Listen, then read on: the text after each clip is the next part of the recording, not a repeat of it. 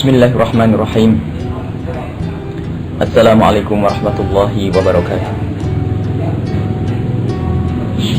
Alhamdulillahilladzi anzala al-Qur'ana fi lailatul qadr.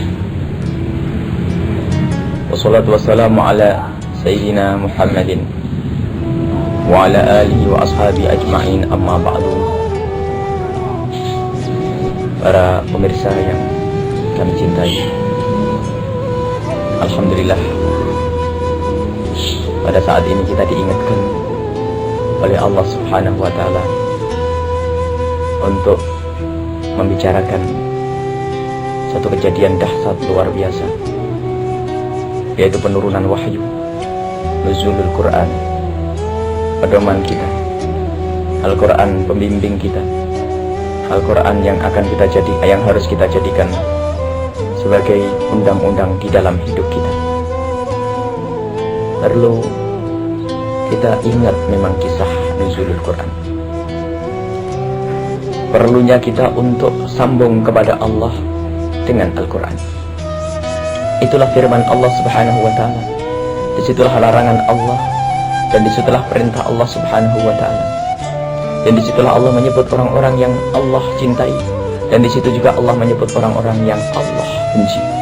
Agar kita bisa memilih, ingin jadi orang yang dicintai oleh Allah atau yang dibenci oleh Allah, ingin menjadi orang yang dimuliakan oleh Allah atau ingin menjadi orang yang dihinakan oleh Allah. Semuanya contoh ini ada di dalam Al-Quran. Kemuliaan di dalam Al-Quran. Kemuliaan hidup sesungguhnya adalah di saat orang berpegang kepada Al-Quran. Nuzulul Quran. Kalau berbicara tentang nuzulul Quran, Allah Subhanahu wa Ta'ala menurunkan Al-Quran seperti yang disebutkan oleh para ulama tafsir dan usul tafsir. Nuzulul Quran ada 3 macam. Yang pertama, turunnya Al-Quran ke Lauhul Mahfuz. Turun Al-Quran diturunkan oleh Allah ke Lauhul Mahfuz. Ini hanya Allah yang tahu, dan apa Lauhul Mahfuz itu pun hanya Allah yang tahu. Kemudian ada nuzulul Quran yang kedua, yaitu dari Lauhul Mahfuz ke sama'id dunya, ke langit dunia, yaitu pada bulan Ramadan. Ada yang mengatakan yaitu pada malam 17 Ramadan. Ini adalah nuzulul Quran duf'atan wahidatan. Turunnya Al-Quran penuh utuh 30 juz, yaitu ke langit bumi, ke langit dunia.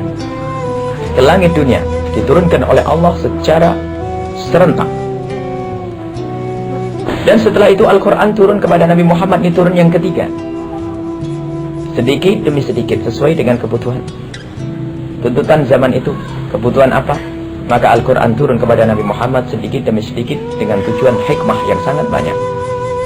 Diturunkan oleh Allah dengan sedikit demi sedikit karena ada yang dituju di situ, untuk mempermudah bagi kita untuk menjalankannya, dan agar lebih kuat untuk bisa dihafal dan sebagainya. Ini adalah Al-Quran turun. Jadi ini adalah sejarah nuzulul Quran.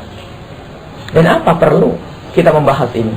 Yang perlu kita bahas adalah bukan turunnya Al-Quran ke Lauhul Mahfuz atau turunnya Al-Quran ke sama'id dunya, ke langit dunia. Bukan turunnya Al-Quran kepada Nabi Muhammad, karena ini semuanya adalah sudah beres. Akan tapi turun yang keempat, inilah yang harus kita bicarakan, yaitu turunnya Al-Quran ke hati kita masing-masing. Bagaimana kita dengan Al-Quran? Sudahkah Al-Quran kita turunkan di hati kita? Jangan sampai kita ini orang yang hanya membaca Al-Quran ternyata hanya di lidah. Nabi Muhammad pernah menyebut ada orang bisa menghafal Al-Quran, membaca Al-Quran, akan tapi tidak melewati tenggorokannya, karena ilmunya hanya ilmu otak saja, tidak sampai turun ke hati. Maka Al-Quran tidak akan memberi manfaat, tidak akan bermanfaat untuknya. Bahkan itulah yang pernah disebutkan oleh Nabi Muhammad, Al-Quran justru akan mengutuknya, mengutuk orang yang hanya menghafal Al-Quran, ilmunya hanya ilmu zahir. Ilmu Al-Quran hafal, tapi bagaimana hukum Al-Quran tidak mengerti, barangkali sombong dengan Al-Qurannya itu. Akan tetapi yang harus kita mengerti bahwa Quran turun di hati kita, ini yang penting. Wahai para pedagang, wahai para ustadz, wahai para pejabat, wahai para fakir, maka ketahuilah Al-Quran harus turun di hati kita. Al-Quran harus turun di hati kita. Di saat Anda menjadi orang kaya raya, bukan berarti Anda tidak bisa menjadi kekasih Allah. Asalkan Al-Quran bisa turun di hati Anda, Anda menjadi orang kaya raya yang dicintai oleh Allah. Sadarlah dengan Al-Quran, sadarlah bahwasanya Anda punya kewajiban, dan Al-Quran itulah yang akan menjelaskan. Anda wahai pejabat, Anda pun harus menurunkan Al-Quran di hati Anda. Dan para ustadz pun harus lebih banyak, lebih sering. Ustadz harus bikin suri teladan. Ustaz harus lebih perhatian kepada turunnya Al-Quran ke dalam dirinya sendiri. Jangan sampai nanti Ustaz ini adalah pintar mengucapkan kalimat Al-Quran, ternyata ia seperti yang dilihat oleh Nabi Muhammad SAW, ternyata berada di dalam neraka. Ilmunya hanya ilmu lidah, ilmunya hanya ilmu omongan saja, akan tapi dirinya sendiri tidak pernah hatinya dimasuki oleh Al-Quran, hatinya tidak pernah singgah Al-Quran di situ. Maka ayo, yang fakir Al-Quran turunkan di hati. Kalau orang yang punya Al-Quran di hatinya, Al-Quran ada di hatinya, Al-Quran subur di dalam hatinya, maka lihat urusannya kepada Allah akan indah. Di dalam urusan ibadah dia sangat kuat ibadah, rindu kepada Allah Subhanahu wa ta'ala dan urusan kepada sesama. Maka ketahuilah, orang yang akhlaknya Al-Quran akan baik dengan tetangga. Orang yang akhlaknya Al-Quran akan mudah santun kepada fakir miskin. Orang yang akhlaknya Al-Quran akan kasih sayang kepada rakyat. Orang yang akhlaknya Al-Quran tidak akan mau melakukan kezaliman. Orang yang akhlaknya Al-Quran tidak akan dia putus asa dengan kefakirannya. Orang yang akhlaknya Al-Quran akan membangun kehidupan dalam kebersamaan ini adalah karena dengan keindahan, karena mengharap ridho Allah Subhanahu wa ta'ala. Inilah akhlak Al-Quran harus tumbuh, harus hadir, harus turun di hati kita. Jangan sampai kita hanya pandai mengungkap kalimat nuzulul Quran.